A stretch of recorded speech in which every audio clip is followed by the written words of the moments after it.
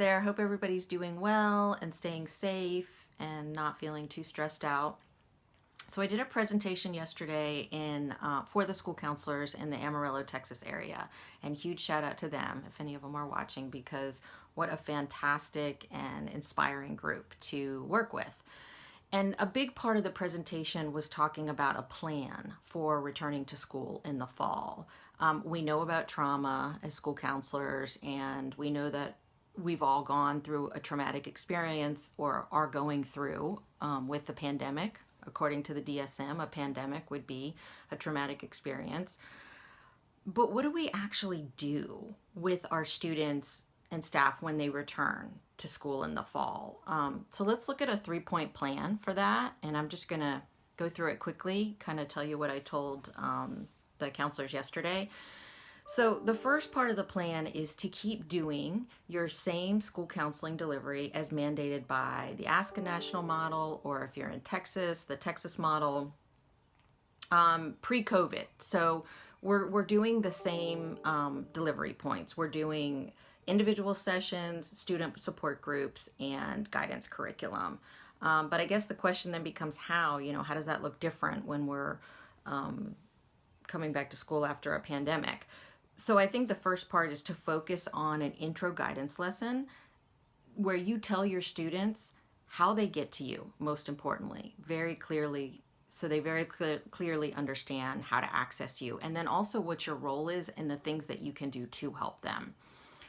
After you get that out of the way, it's time to start your regularly scheduled guidance lessons where you would be really focusing on themes of reflection, processing what they've gone through, and kind of hopeful outcomes, looking at hopeful outcomes for the future, and sort of instilling that optimism and that positivity back in, because some of them are really missing that right now. The second part of the delivery piece is that you're going to want to facilitate individual sessions, because they're going to really be needing us for that, through minute meetings or student concern check-ins. And I have lots of information on both of those on my website, so I'll post some links. And then the third part would be to start running your student support groups as soon as it's possible, depending on what that looks like for you. Now, that's just the first part of the plan. There's 2 more parts which are a little bit quicker, but equally important. Assist with training staff on recognizing and referring students struggling with trauma. You can use the trauma info that I have on my website, and also some presentation resources I have if you need that.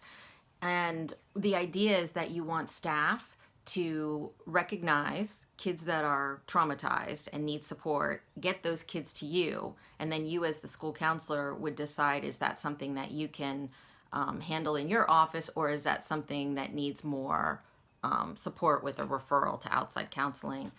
And then the third part of the 3-point plan is to have a list of outside counseling referrals for struggling staff members, because we know that some of our staff members are going to come back and they're going to be dealing with a lot of fear and a lot of anxiety and just a lot of negative emotions as a result of going through this and coming back to school, dealing with all this. So have your counseling referrals ready for them, because, we as school counselors, we don't counsel adults. We don't provide that service, but we definitely want to be a support for them where we can listen for a little while and then kind of point them in the direction of where they can get more support. So I hope that helps and gives you some ideas about what you can be doing in your role in the fall. And if you have any questions, I'll see you in the comments. Bye.